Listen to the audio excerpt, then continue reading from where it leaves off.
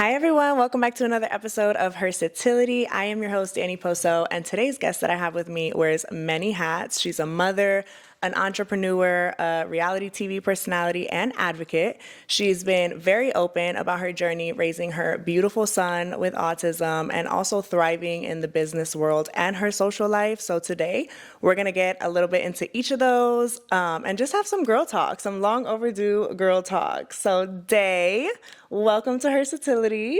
Thank you so much for being on today. I'm super excited to be here. I'm happy that you're here. Right now, I feel like you're in a really good, you're like glowing. I feel like you're in a good stage of life. What is one word that you would use to describe this season?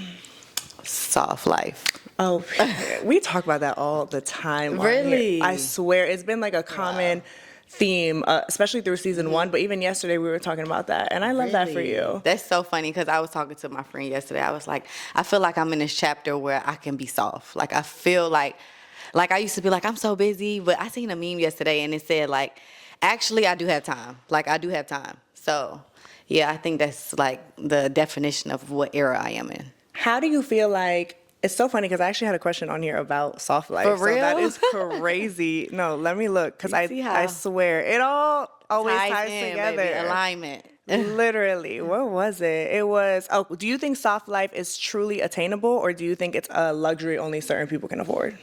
No, I think it's attainable. I think it's mental. Soft life comes from like just being pure, taking things slow, getting into your feminine energy. It comes like in so many different ways, I think, but I do think it's attainable to anyone.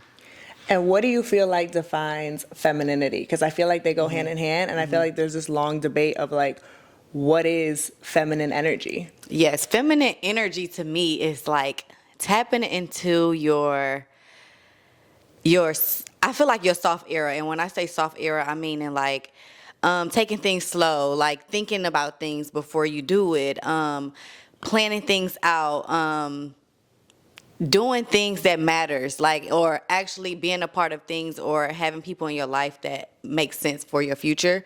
Not just doing things because it seemed fun. I think also feminine energy is like tapping into like your girly side, like always wearing perfume, making sure you are taking vitamins. I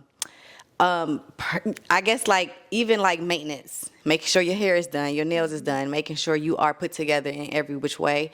And then just tapping into like just being a woman and kind of like being submissive.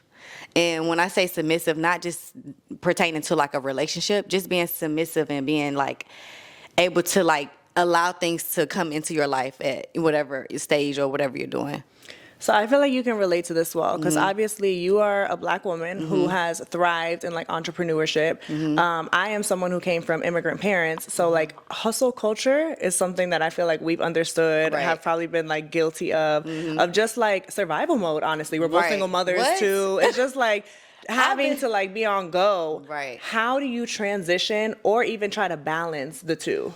Ooh, I feel like I've been in survival mode and I feel like I've been fighting forever, like all my life. And like, I know we can like relate a lot on this topic because like the sky is the limit. Like, and I feel like we always working towards to be better. And we're always like, we always have so much stuff going on. So I think like once you kind of sit back and relax and kind of like see what matters and what's important and kind of like, you know, planning your life based on that, I think that's when you kind of tap into your feminine energy.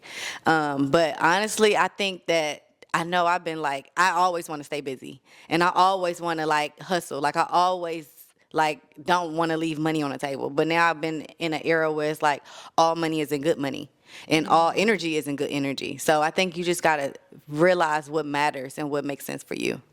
And that probably took for you to like sit there, self-reflect, be like, okay, what is a priority? What is important? Like obviously we all love money and money in some ways does indeed buy happiness, but it's also like, is that my only driver? So when you did that self-reflection, what conclusion did you come to? Like, what are your priorities? What day do you want to become? Like the day that does what?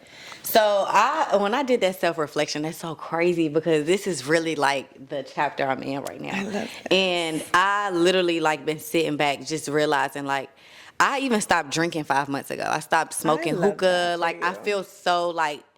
I feel so clear. Like, I feel like I can see things. I don't feel like sluggish. Like, I feel so good, and I feel like everything I do is with intent. And when I did that self-reflection, I just realized, like, you know, if it don't make money, I mean, if it don't make like sense for your future, if it don't aligns with like your, what you're doing in the long term, it shouldn't matter. Like, you shouldn't even entertain it. Just don't put energy into it.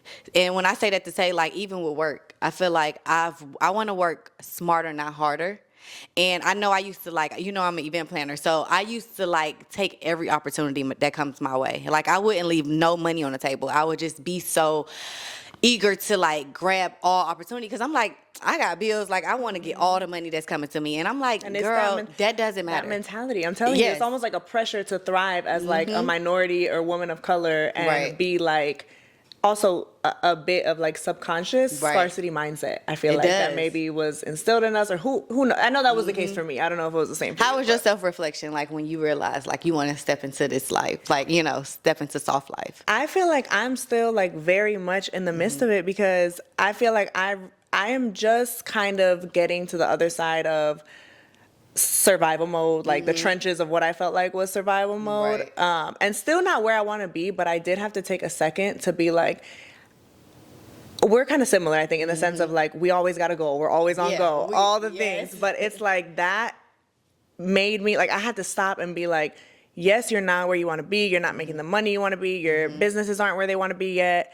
I want to grow in my role at work, all the things, Right. but it's like, you just bought a home. You're That's such a big accomplishment. that was such a big goal of mine. It's like, you just bought a Congratulations. home. Thank you. Because I can't wait. Thank you. It's coming. Claim Yes, it. It I wasn't. feel it. I've It's been so looking. funny the way it came about. I wasn't even. It's like I was planning for it because it was always a goal, but I wasn't. It was truly God. Like, Dang, that's so truly dope. God. And that's what I'm like. I feel like I've seen another meme, and I was like, I think it said, like, you don't even realize you're living in your dreams. Like, you're living You in answer your prayers. Yes, you Yes, answer that's prayers.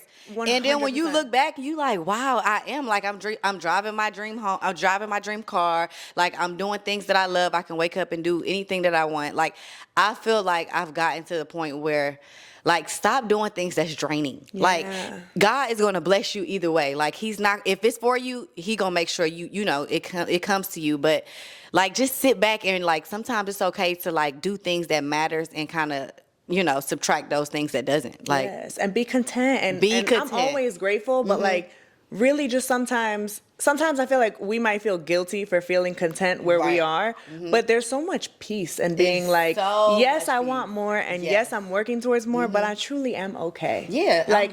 I'm grateful. And Like, it- I'm okay. 100%. And it helps with like implementing boundaries. I feel like I have gotten so much better at being like, okay, it's 8 p.m. and work is texting. Yes. Sometimes, don't get me wrong, sometimes I'll jump in where I'm needed, etc. Right. But also sometimes I'm like, hey, it's bath time. I'll Right. get to it, after or in the morning. Right. You know what I mean? Like, and just being like, you have to set boundaries. 100%. It feels so good to set boundaries, or even just saying no. yeah, Like, I used to be like, oh, yes, yes, yes. Like, I used to not want to see people, like, rejected. I just was like, okay, yes, I come out, whatever. But now I'm like, girl, this is not really what you want. Like, you don't want to go out. Say no. Like, I've been just say in that. the house. I used to be like, girl, I'm putting my clothes on, girl, and not answer. But I fell asleep. But I need to just say no. Say no. Like, just be honest. Like, and I've been in an era where I'm like so honest with everything, because there's no reason to even like create those lies where you got to keep building on it and keep going with it. So setting boundaries is such like a great thing to do. Like, when you're trying to get into that era. I feel like boundaries has been like a theme for me this year, and That's like good. something that God has wanted me. I'm not all the way there yet, but Yeah. because I'm kind of a people pleaser, I feel like subconsciously too. Me too. But the people who feel disrespected or insulted by your boundaries are not your people, Right. to begin with. Like, if you're saying, to your point, like, I'm tired, girl, no one should be mad at that. I can't Right, make it, exactly. all the things. But I feel like I've struggled with like trying to be super graceful and having grace for people, but also not like setting a boundary. Like, okay, Right. but you're not about to play with me. Like, Right, like right. yes, I believe in Jesus and He tells Right. me to love you and do all Right. these things, but also like, I'm not to be played with. Like, you're not going to play in my face. Right. How do you feel like you find that balance, and what has helped you start implementing boundaries? Some things that I've done to like implement boundaries is pretty much like, just like you said, sometimes like after 9 o'clock, I won't respond. I have clients that reach out and, text me all day, every day. And I text them during business hours and after 8 and after 9 a.m. So I kind of set those boundaries like that with with work. But as far as like friends, like I just say no. Like, if I'm not in the mood and I don't want to do something I'm not in the mood to do, like, I just say no. I'm going to be honest, I used to use Cairo as an excuse all the time. Like, girl, I don't got no sitter. Which is fine. Girl, Yeah, I'm it's guilty fine, 'cause of ain't that nobody one. gonna tell you about your, I'm so guilty of that one. I got Paloma this weekend. Yes. Which I do. Yeah. You paying for the Right, sitter? exactly. Like, But sometimes, like, you can use that as an excuse because, like, people is not gonna fight that. Dude, Like, right. so I used to use that as an excuse a lot. But just kind of just setting those boundaries, like, just saying no and setting times, like business times when it comes to business. yeah, I'm working on it. Well, that's I'm working good. on the boundaries. It's a process. Okay, I want to kind of dive into childhood, like start from the beginning. I feel like we jumped right into it because I know, right? obviously we're, Sophomore, yeah, you're in that era, and it's so funny that I have planned to talk to you about that anyway. But I feel like there's a lot of times, 9 times out of 10, things that we go through in childhood, or just some of the ways we're raised and grow up, shape who we are today in Right. major ways. How would you describe your childhood in just maybe like a few words? And how do you feel like is the biggest way that it has shaped who you are today? Good or bad? Okay. My childhood was okay. So my childhood actually shaped me a lot of who I am today. I know my mom, she was like a single parent who was a hustler, and I was like I'm like the only Twins. child. Yeah, so we're like twins. So like she would have like 4 or 5 jobs just to make sure like all my wants was taken care of. So I never wanted for anything. So I would just see her like bust her ass just to like make sure I never seen us like slacking or having any issues. So I think out just to moms. Yeah, shout out to my mama because she is a real true like hustler, and I wouldn't be who I am if it wasn't for her. Oh. So yeah, shout out to her. But I definitely think that my childhood, just being raised by a strong hustler, single parent, is definitely like, I feel like it's so in me. Like it's so in me. It's just so who I am. How has the way you were raised kind of reflected now into you becoming a mother and the way you're parenting? And also, that looks different in general, because I know you've been open about just some of the hurdles that you face with like Right. Cairo and things of that nature. But how in general has that trickled down? Well, I guess just watching my mom raise me, just being there every step of the way, she was just so supportive. She was just like, she was one of those parents wanted me to do everything, wanted me to be a part of every activity. I was always a part of like all the, the school activities and stuff like that. So I just was so in tune, and so she was such an active parent that I wanted to be the same for my son. But unfortunately, I don't have like the typical 6-year-old. He was diagnosed with autism when he was 2 years old. So, I always had those dreams where I have like an athlete, maybe like a football player or basketball player as a child, but no, things, didn't come out as planned. So now I have to like, in those areas where I wanted him to be active or like an athlete, I have to implement like services as far as like OT, ABA, speech therapy, physical therapy. So all of these therapies is really like his after school activity. So it looks different for me. I know you've kind of opened up about this, but for the viewers, I want you to talk a little bit about like the moment you found out, because I feel like it's relatable to a lot of moms in that situation where it's like you kind of don't think it, and then you Right. kind of start to move into like you Right. don't want to think it, even Right, if it's yeah, in your yeah. face, and then it's kind of like, okay, let's go, get a diagnosis or get this checked out. Okay, well, I guess when I had him, everything seemed normal. I had a great pregnancy. I had him to the last day, not even the last day. I think I was like 41 weeks. And everything Same. was normal. But then I just used to like, bring him around kids, and I used to see like kids doing things he wasn't doing, and I really was in denial because I'm like, I'm a first time parent, and I'm not really knowing like, you know, the timeline of how And things supposed to happen. different. Everyone and is they different. Say boys like boys take are longer, yeah, it's all the like things. yeah, they do their own thing. So I just realized like, you know, he'll just do it later. Like, you know, he a boy. I just always did that. So I used to take him to like birthday parties. This is when he was like of age where he would like walking, because I feel like when he started walking, it was like normal time, like it was 12 months, so that was normal to me. So I definitely didn't think anything of it. So when it got to the point where he's supposed to be talking, that's when I realized, like, I'm like, well, not even me. Like, I feel like it was my mom. It was like friends around me. It was like people around me. Even like where I took him for daycare, they would say like, I think you should get like his ears and, you know, his mouth checked. Maybe, you know, he has an ear infection or something. Cause they always say it might be something like they could see in the ear. And I'm like, okay. I didn't think anything of it. And then I was like, you know what? Like, I did start taking him to like kids parties, and I used to see like kids were doing way more things than Cairo, and they were the same age. And actually Cairo, I feel like would be a little bit older than them, and I'm like, yo, like he really isn't talking. So let me see. Like, I used to like, it's so crazy because I didn't never know what autism was. Like, I'm gonna be honest, I didn't even know what the word autism was. So what in that time before you kind of get a full diagnosis, etc., what's going through your head when you're realizing like, okay, something's up, but you have no idea what that could be? Oh, girl, I was just doing so much research because I used to think like, where could this come from? Like, and then I used to look at, like, people was like, I think he has, like, autism. And I'm like, I don't know what that is. Like, and I used to look it up. I'm like, is it a genetic thing? Like, ain't nothing wrong with me. And I used to, like, just look into things. Is it a genetic thing? It can be. Okay. Yep, it can be. So I just used to like Google. I used to be at night like just crying, looking up on dictionaries. I mean, not dictionaries, but like Google things to just see like what are the symptoms. And I feel like every symptom was him. Like everything he was doing, like stemming, moving his hands, like, you know, just kind of infatuated with like moving objects, like water, like just different things that I would just see. And I never realized like it was irregular. Like, you know, I didn't think that it was like it was not normal.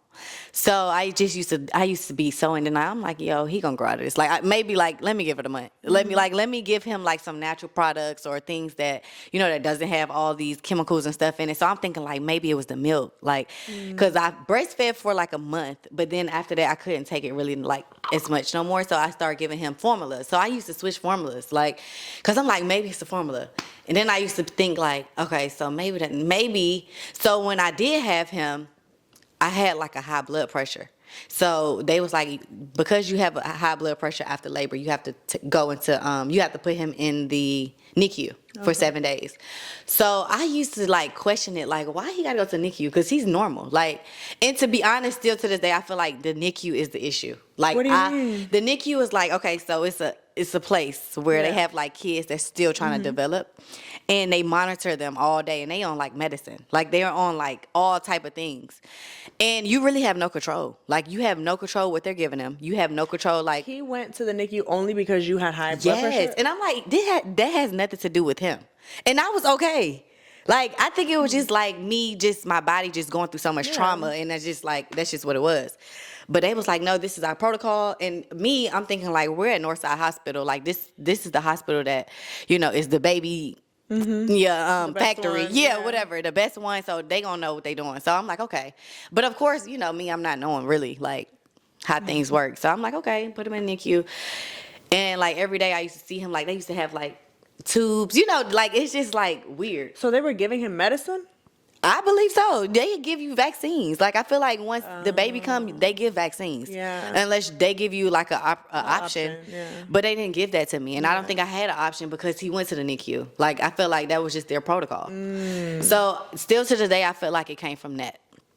Wow. So yeah, moving forward, so it took us a while to get an appointment to get the diagnosis. So I think I paid like $4,200 just to get pushed up like on a list, because it was going to be like, I think I requested in like May. I think it was like the next appointment was like November. And I'm like, That is I so can't wait that crazy long. to me. That's insane. It's insane. So To me, it's one thing that pisses me off about this country is like Healthcare should, especially children's, should be so much more Priority. accessible. It should be, like it should yes, not be a absolutely. you need money to do it. Shouldn't, or it shouldn't be a wait list, or it shouldn't be a time frame, or none of those things. But I ended up getting him pushed. I think we got the diagnosis in June. I took him to like this long, like 2-hour evaluation, and then. Yeah, maybe like a week later, I got an email. I was so scared to open the email. And I'm like, you know, when you get test results, it's kind of just nerve-wracking. Even though you like knowing, but you still like, it's your nerves. So I opened it. I actually sent it to my mom and was like, what you think? What is it saying? Because I didn't want to see it. And she was like, well, this is what we thought. Like, you know, it's definitely. You were like somewhat prepared, but it was like I was somewhat prepared. This is like okay, it's confirmation. real. Like, this Nah, is, yeah. So what's next? So that's when I was like, okay, now I have to like really tap into like mothering. Like I need to figure out like what's the next step. And I just heard like so many people was like, well, once you get that diagnosis, you can really do a lot. Like you can get request services, you can you know, get whatever. You could put him in like programs that works for him. You can get these like this whatever it is, like nutrition-ish, all these things. So I just started getting the ball rolling. As soon as I got that diagnosis, I started looking up ABA therapy because this was when he was in daycare. I was like, let me stop wasting my little $1,800 taking him to daycare and take him somewhere that he can get help. Like, so I took him to an ABA therapy, and he went from 8 to 5. And then, I mean, just trying to just navigate through it. I just, you know, I feel like it's more normalized than ever. I feel like I've met so many people that actually has like kids on the spectrum now. Since you've opened up about it. Yeah, so now I kind of like, I embrace it. Like, I feel like it's such a, like God called me to be special. Yeah. So I felt like now I'm like, okay, I'm at a stage where like I'm embracing it. Like I love it. Like I know how to like move around. Like I know how to like operate. I used to always say, I'm sorry, like to people like when I'm out in public because, you know, he's not normal. So yeah, it's not easy. It's not at all. It's really not an easy thing to navigate. Being a mother isn't easy, but to have like a child that's like on the spectrum or like a disabled child is even harder because it's like even when traveling, it's just so many things that you have to like put in mind. Like, it's a lot. It's not easy at all. And I can imagine because I already. I feel like being a first-time mother, once you have a baby, you're like, oh my God, like protection goes in. Like you're like a mama bear. Like it's very vulnerable because it's literally like my heart, quite literally outside of my body. Like I don't want anything to happen to her, not emotionally, not physically, not anything. So I can only imagine that becomes even more like heavier. Exactly. And then especially when like you have a child that's not able to communicate and tell you things. So if you take him to these places, like the only thing you can see is body language. And that's so hard to read. Exactly. It's hard to read when you like, you don't really know. Like, but at this point, we kind of like, I kind of mastered like kind of reading his mind and reading his brain and not brain, but kind of reading his body language. But it was a point of time like, I hope he liked the school. Like, I don't know like if they're mistreating him or if he's like, you know, if he like it. Like, I just didn't know. So I was just so like, I was so like it's nervous. Such a scary thing. It is. It's such a scary thing. What do you feel like is a common misconception about autism? A common misconception about autism probably would be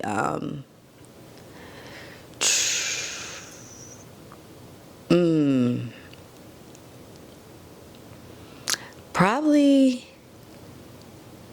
not being able to be in a normal setting, like, or even like a normal classroom. Because I feel like I used to think like, oh gosh, like, you know, Cairo might have to go like to a special school, or I was thinking like maybe he has to go into a special education class. Like and I felt like when I realized that when he started school, you know, his teacher was like, honestly, he can be in like a general ed class, you know, certain subjects, you know, that might be like overstimulating for him or just kind of too much. He can get, you know, they can pull him out into the special education class. But I used to think like, so what kind of school is he gonna go to? I used to like look up, it's so crazy because I really wanted him to go to like this prestigious private school, but then I went to the school and they was like, well, we don't have special education. And I'm like, so that's you weird. pay all this money. Yeah, you pay all this money And you can't fund any type of... That's insane. That's sad. I was like, oh no. So now he got to go to public school. So like, what do I do now? Like, so. That's ridiculous. I never did that. It is. It's ridiculous. Like, I did not realize this until like maybe like a year ago. And I was like searching schools and I'm like, oh, what am I going to do? Like, is he going to be at home? He going to be a homeschooler? Like, this is not my life. Like, I am so on the go. I got things to do too. So it's like, I have to like, now I figure out, you know, a situation for him that makes sense and is comfortable for me and him, and I feel good about it.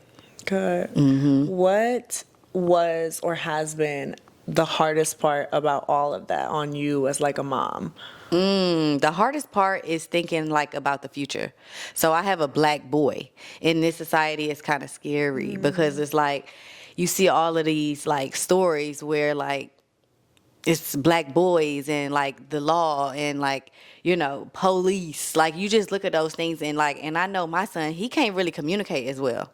So he can't like verbalize like how he feels. So like my biggest thing is like being in this world like where I have to protect him at all costs. Like, and I feel like another thing that's scary is like, what if he's not able to be independent? Like, what if I gotta take care of him in my house, like full guardian for the rest of his life? Is that a usual, because I know it's quite literally a spectrum, right? So is that usually, I'm sure it varies on like where you are in the spectrum, but is that usually the case? Like that they do have to stay home? I think, I'm gonna be honest, I think it just depends on the person, on the child or the person. I think it is different like levels on the spectrum. So, but I think Cairo, like he know how to, I don't know. I just don't know like how it would be like moving forward. But that's one of my biggest like fears is like what if he aren't able to like have a family and live on his own and like travel the world and like experience life like how we are. Yeah. So that's like my biggest like fear, my biggest thing that I think about daily. Well, I want to commend you for like literally since getting the diagnosis, stepping up. I feel like I've seen you balance it all so well. I feel like Kai is thriving. Every time I see him, he, you know, is more verbal or articulating himself a little better. And just, you can see the progress as he grows in age. Right. And I know that that is not an easy journey at all. And you're raising a beautiful little boy. You're doing a great job. Thank you. Y'all, by the way, like our kids are cousins. Yeah, they are. This is Paloma's first auntie, cousin. actually. Yeah. I am her aunt. I'm Paloma's auntie. That's my favorite girl. Oh, I love that. Do you want more kids? Yes. You do? For sure. I definitely want more kids. Like I want to experience more like of me, like minis of me. I really want a little girl, but I'll be okay with another little boy. I can see you with a little girl. I just want another like different. I could for sure see you with a little girl. Really? Yeah. I cannot. I want one so bad. Aww. Yeah, I do. Do you want more kids? I think I do. I think it really, I'm at a place in life where everything is really like, whatever you want, God. Right. If you want this for me, I'm game. If you don't, I'm game too. Right. Paloma is literally like incredible. I'm so happy. She is incredible. I also think about so like my daughter is something else. She's hilarious. But I also think about like I obviously in an ideal world I would love to get married. And if I get married, I think I would probably like if I'm in love with someone, I think I would want us to have that together. And I also think back and I'm like, I feel like because my personal experience in becoming a mother wasn't the best because of many factors. I just feel like I was robbed of something, and I don't know if robbed is the right word. That's probably like a little resentment, but like robbed of something that should have been so beautiful. Like if you're married, you know what I mean? I'm sure you can relate in some way as a single mom. Like if you're married, I'm sure that journey just looks I agree. Totally different. I feel like when I was pregnant, to even I didn't really experience the best like pregnancy, and I see it all the time. And I'm like, it is such a beautiful thing. Like just seeing like, you know, your stomach grow, and it's like a real human in there that you created. So it's like sacred. Yeah. So I'm in the same. I feel like I'm in the same like space when you just answered that. I feel like I do want to be married. I want someone to like experience and be happy with me at every part of the journey. So you have also been able to some way, somehow balance like all of this that we just talked about and your journey in motherhood with a successful brand, a successful business.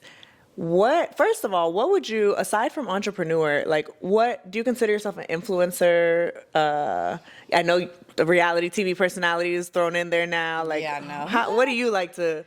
Oh, I feel like I'm like a serial entrepreneur. Okay. Entrepreneur. I feel like the influencer can kind of fall under that umbrella of like being an entrepreneur, because influencing, you can capitalize off of being an influencer. I definitely think I started off as being an influencer. I used to just take advantage of like social and like my following and my community. But now I feel like I've like kind of created like businesses and brands from the ground up where I can like see different streams of income. So that definitely makes me more proud of like, my legacy and what I have now. How were you able to accomplish that? Because even me right now, like one of my biggest goals right now is to create more streams of income. Right. But it's not easy. It's not at all. It's not, especially when you're a mom and you're trying to balance it all. It's not easy. It's not easy, but I'm gonna be honest, like, you have to just do it. No risk, no reward. I feel like you have to like strategize, like what makes sense. Like, how can you balance this all? Like, if you have 2 businesses, how can I implement some time for each business per day? Time And a management. lot of times it comes with being consistent and being like present on social, especially when it's like a brand that you have to promote and build yourself. So I definitely think like, just do it. Like, I mean, time waits for no one. Like, we are literally on borrowed time. So if you don't just do it, like, the more time you wait, the longer, it's just like you're overthinking. You're over like indecisive. So I think just do it. You have to bet on yourself. You're a representation of your own brand. So if you don't promote it, you can't expect others to. And that's something it's so funny because it's something I was just thinking of earlier, because I recognize that when I do just do it, when I do just act, like filming yesterday and filming today and like placing an order for my clothing line, beforehand, it's so scary because all these things are investments. All these things are coming out of pocket. Exactly. You're not reaping immediate income from it. So it's scary. And it's also like putting yourself out there is scary. Like being vulnerable by sharing something on the internet is scary. It's scary. But I feel so good when I just act on it. When you just do it, you just feel so relieved. do. And like, I know you have a great relationship with God. Like, talk to him.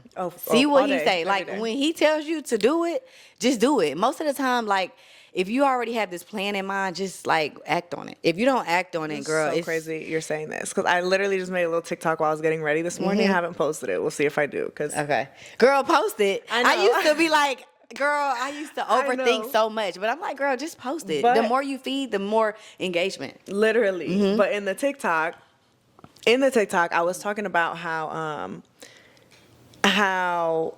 for example, specifically this podcast and my clothing line, God has affirmed for me so many times. Yeah. Like so many times. And I still kind of just like take my time and I still get scared or doubt things. And I'm like, if you don't I'm trying to get back in the habit of just, letting go of that fear and just acting on it and just doing it, because I feel so good. Like filming, I feel so good. Like placing an order, I feel so good, like I said. But also, to your point, time management, because it's so easy for them. Those aren't paying my bills. Right. So it's so easy for them to get lost in, obviously, Paloma comes first, and trying to be I really, really try to be like a hands-on, present mother, especially because I know this age. I've already seen how fast time flies. It's going to be here and gone. Right. And then there's work, because that does pay my bills, and trying to prioritize that. And then it's like, okay, what time do I have for these other things? yes. But there are also things that God has placed in my heart and has literally told me, like, yes, This is girl, for you. yes. Like, I've told you so many times, why are you Yes. still... What why are you type still of confirmation moving you slow? need, I right? know. You have to like. I'm gonna be honest. I know you such an organized person. See, I'm not. I'm the opposite. I'm like chaotic. I like. am the planner. Works. Yes, like I'm the perfect person. Like I work better and deliver better under pressure. Like that's when I get more creative. That's when I get more like crazy to me. motivated. It's weird. It's the weirdest thing ever. But I feel like since you're such a planner, like use those, like write things down, journal, and like if you can at least implement an hour in your day. We have 24 hours. If you can implement at least an hour for one, for one business, I think it's going to grow. Like those are seeds that you're planting. The more you water it, the more it'll grow. Yes, it's like the book. I don't know if you've ever read it, The Compound Effect. No, but it's I basically saying that like at least a little consistently Yes, will it's build just results. a little. Yes, add a little water. It's Yeah. gonna grow. Like, you have to just always think that. Just do it. Yeah. Like, I just always think, like, just do it. I know you probably like an overthinker. I'm not. I am. Girl, I just be doing it. Like, gotten it is what better, it is. but Like, I haven't, yeah. It's either like they gonna love it or like it. Like, whatever it is. Like, just do it. Anything is good. Yeah. And then I feel like I have like I have been trying to be more comfortable like on the internet and stuff like that. 'Cause You've I been feel doing good. I know. I'm trying, girl. Like, I've been loving your content on TikTok. Thank you. Yes. Don't tell. No, I'm just kidding. I'm sorry. I love TikTok. I feel do like too. TikTok is It's such a so safe relatable space. and safe, and it doesn't have to be. I used to hate TikTok because I'm like, I have to create perfect videos. Like, I have That's to edit. Instagram. Yes. So, girl, I TikTok doesn't realized like like that. those little like one-off little 1-2 little videos, girl, they go quick and viral. don't Like, they go curated content. They don't. They like raw. I They be like trying to be so authentic. curated, but nowadays I've been like, okay, just put it out. Like, just record it, put it. Like, just don't even matter. Like, don't overthink the song. Don't overthink the content. Don't overthink the voiceover. Just do it. How do you feel about like sharing yourself or any part of your life on the internet? And then also that can be a transition into reality TV because I'm sure you have to do a little bit of that Oh there yeah, as well. a lot of that. Honestly, I mean, people will only take for what you give. So like whatever you give, like whatever you allow them to see is what they will see. So I think being more relatable as far as like opening up to like situations that you're dealing with day to day, or like even with me being open about Cairo on the spectrum, it's like been gravitating to the right audience. Like I think the more I like, be more vocal and be more transparent about what it is I'm going through. It's so many people that's going through the same That thing. is so true, Dave. It's so because real. I literally, like a month or two ago, I was sitting in my car and I was going through my old TikToks, and it reminded me of like when I first like moved into this house. So when I first became a single mother, because it was like an era, right? Like I was depressed. Like I never thought I was gonna be a single mom, all the things. And I was watching those TikToks and it hit me like, you're not depressed anymore. Like you're so happy. Yes. And like you're on the other side of things. And I was literally sitting outside the gym and I just felt called to like just make a quick little TikTok. Like if you just became a single mom, I know what you feel. Like, yeah. And it gets better. I just gave a little bit of my story. Right. When I tell you today that video has Went reached crazy. like it has like over 500 comments of women. I got emotional reading the comments because it's like women, some of them, a lot of them are like, thank you. Like this, God sent this video. Thank you so much. I needed to hear this. Others are so like, good. I just left and I feel this and I needed to hear this, blah, blah, blah. Others are like, I'm here and I want to leave type of, and I know what that feels like. You know what I mean? You on every side of that. So And it's just like, to your point, I feel like being authentic to someone who, are you kind of private? I feel like I'm not really. think? I think a little bit, yeah. I think I'm a little private. I don't. Yeah, I mean, see, I want to start being like a YouTube girly where I'm like more like vlogging, but Yeah. I don't know if I'm ready for that. See, and we'll get into kind of like the balance of that, but I feel like I'm naturally a more private person. Yeah, you are. I think so too. And I feel like there's beauty in sharing testimonies. There's beauty in sharing a part of your journey, which are all things that honestly are uncomfortable to me. Right. But to your point, like the more authentic and raw and real you are, and the more you share about certain things, of course, like Right, of other course. things you want to keep private, the more like God can use you Yes. to speak to those who are also Yes. going through it. Absolutely. Like I think the more that I'm like more vocal and more transparent with my community and with my audience, it's like it's so much engagement. Like I get so many DMs like just about this journey. I'm still trying to navigate through myself, like, but it feels good because it's like I'm not the only one. Like Yeah. and I'm You're sure not they're alone. sharing my story with someone that they might know that kind of might be going through the same thing. So you never know who you might, reach out, like who you might reach to, like who you might gravitate to. 100%. And I think it's really when we are courageous and act on things that God places in our heart, He will only continue to like, not just bless you, but use you, like I said, to bless others. Absolutely. Speaking of God, how do you feel like your relationship with God is right now? That's so crazy. I was talking to my friend about this yesterday. Like, I was telling her, like, I really want to build a better relationship with God.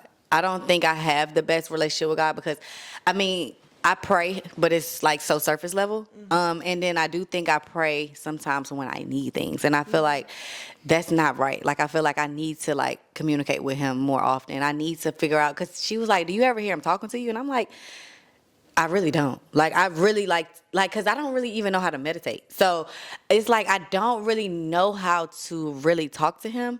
But she was like, you just have to do it. Even if you're in the shower, like, just kind of get everything off Like he's your bestie. Yes, that's what she said. Like, he's your safest place. Like, Your father, literally. absolutely. So I was just like, wow, like, where do I get started? And she was like, just start. Like, just start. And I did start, like, in May. I started doing, like, Bible study with my friends. But, of course, that fell off.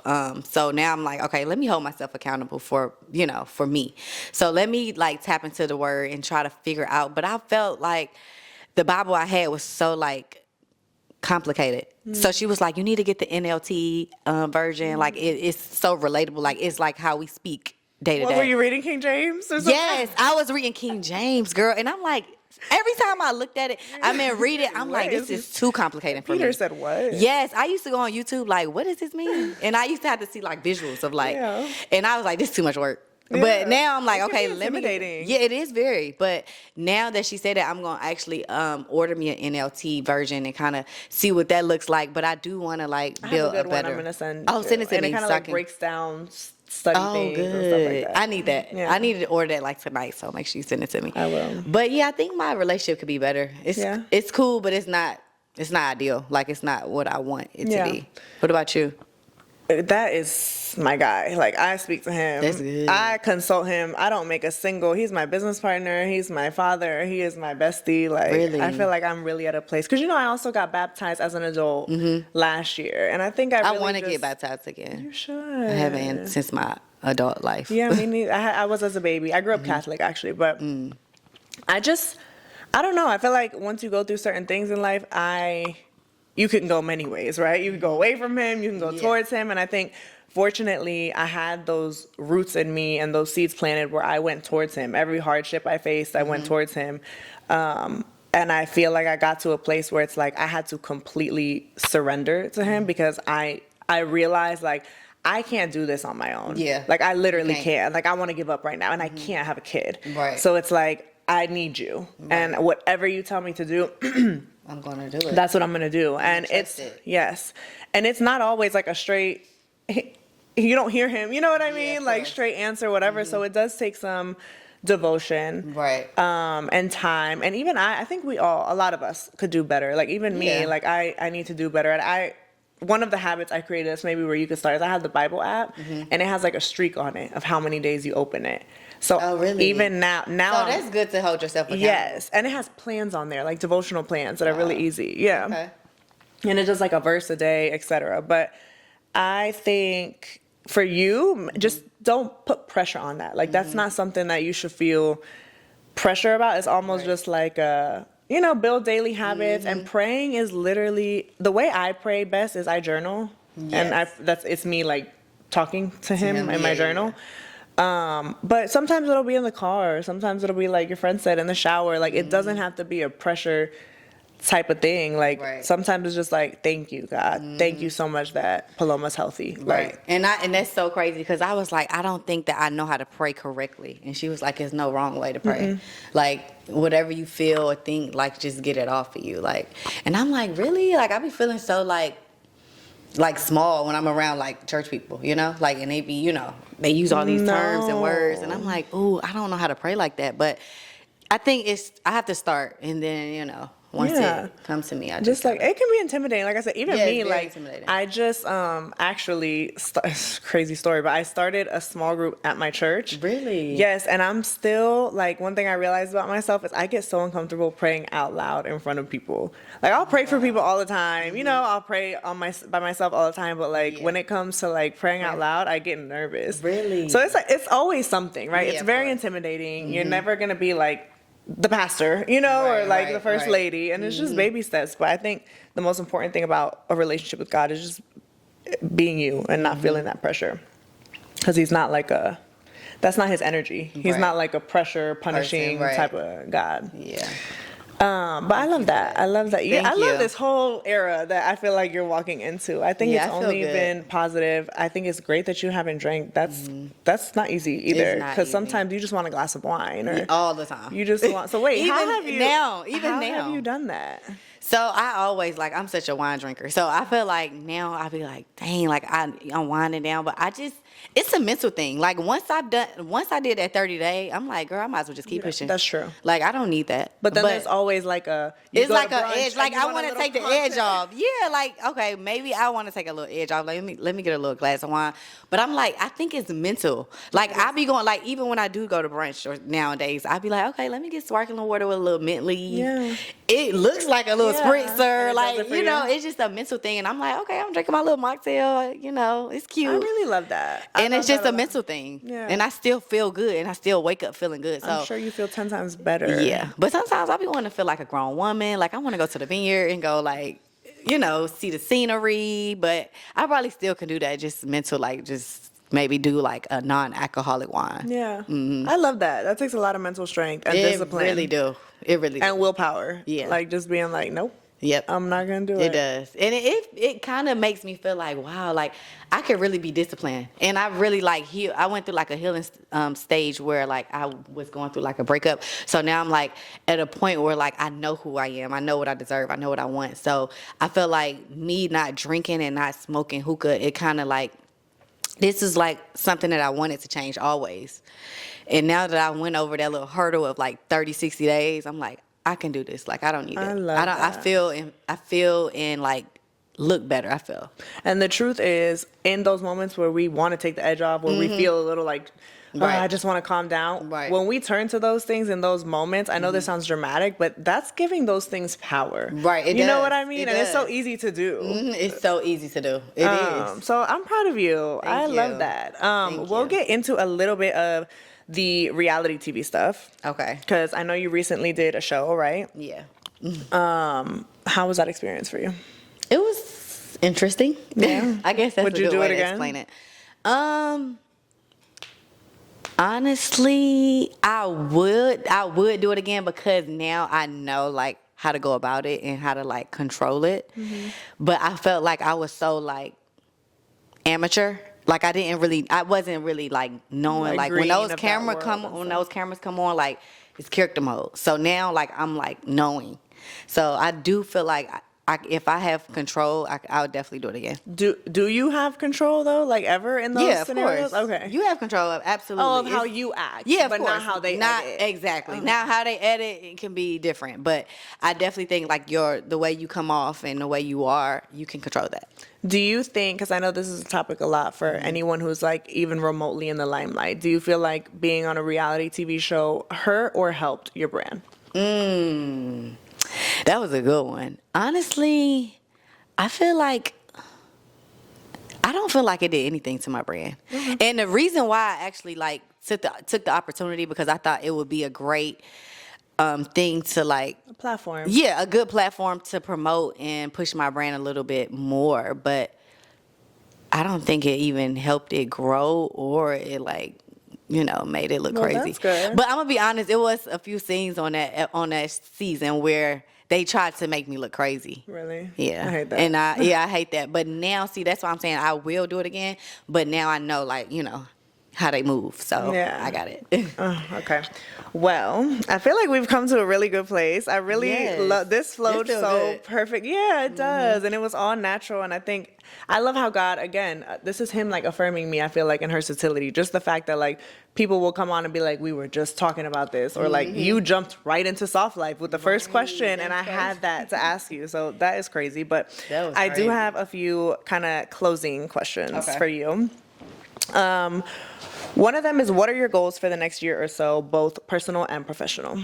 Some of my, like, personal goals within the next 2 years? You said next Like year, 2 within the years. next year. Personal, definitely want to be a homeowner within the next few months. I definitely want to be married or even engaged within the next like 6 to 10 months. I would love that. But you're in a relationship. I am in a relationship right now. with a particular man, not Yes. because I'd be like, I be want to get engaged by the end of this year, not dating Yeah, girl, nobody. you just single. How does that work? And in the house. Yeah, no. Crazy, So but I am in a relationship, there's but actually a eventually, man. right?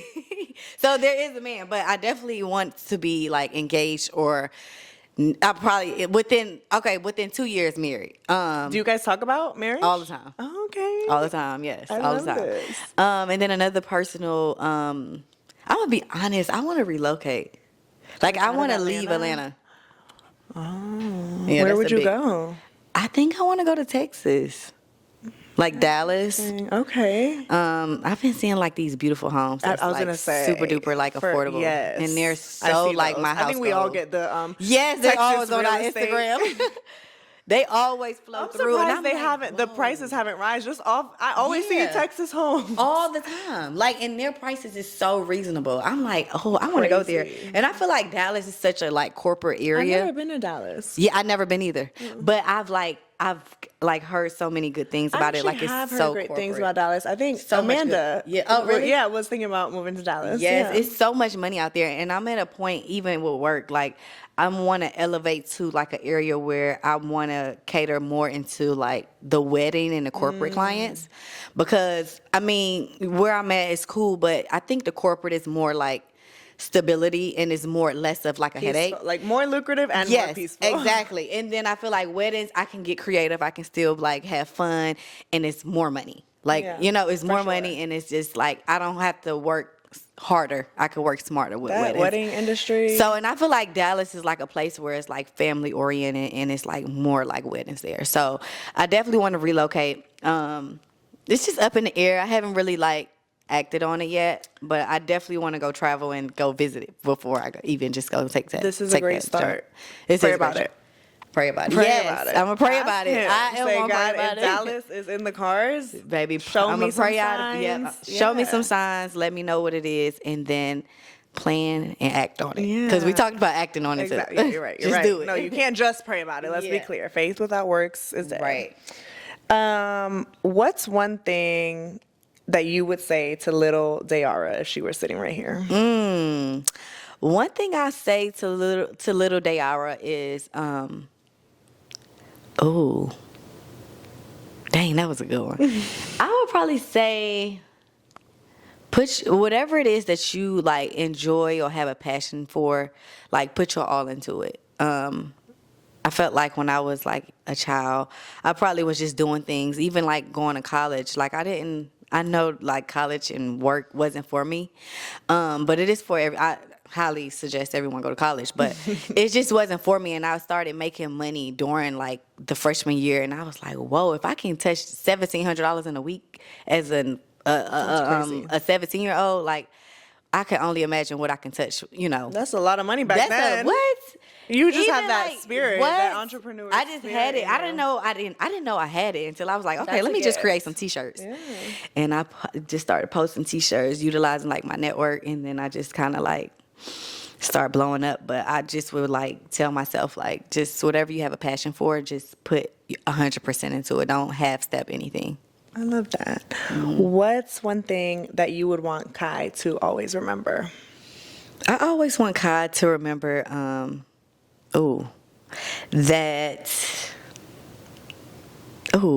trying to think. Because, like, Cairo's father isn't around, but I don't want him to ever think like he's missing out on love. Like, he has so much, like, love and support around him that I always want him to feel loved at all times. He does, and I think he does. Yeah, I think so, too. Okay, lastly, I always ask this to close out the podcast. Okay. Hersatility is all about what it sounds like versatility, but like within us women being multidimensional, multifaceted. So what does hersatility mean to you? Because I feel like naturally you embody it. Okay. Hersatility means like a woman that, know who she is. She knows exactly who she thinks she is. Stand on business. for like well surrounded as far as like motherhood, business, Like well-rounded. yeah, well rounded, and also just I don't know, just her. Yeah, her. No, Yeah, literally her. being authentic. Yeah. Yeah, just being authentic, being transparent, just being her. I love it. So that's what it means to me. Okay, I love it. Well, thank you so much for coming on. Yes, I've thank you for enjoyed this having so me. much. I did too. This gonna be good. I know. I'm excited. I'm excited So you as guys well. stay tuned. Anything they need to look out for, anything new with your businesses, your platforms. As of now, not really. I do have a nonprofit for the autism foundation, and it's called Saint Legend Foundation. So if you haven't or don't know about it, make sure you guys follow us on Instagram at Saint Legend Foundation and saintlegend.org. So we have some upcoming events, some upcoming fundraisers. So we would love you guys to be a part of it. Yes. So make sure you guys follow Day. I'm going to link all of her Instagram, TikTok, social media handles down in the description below. If you enjoyed this episode, please make sure to like, subscribe. You guys' support means the world to me. Thank you for tuning into another episode of Hersatility, and I hope to see you on the next one. Bye. That was good.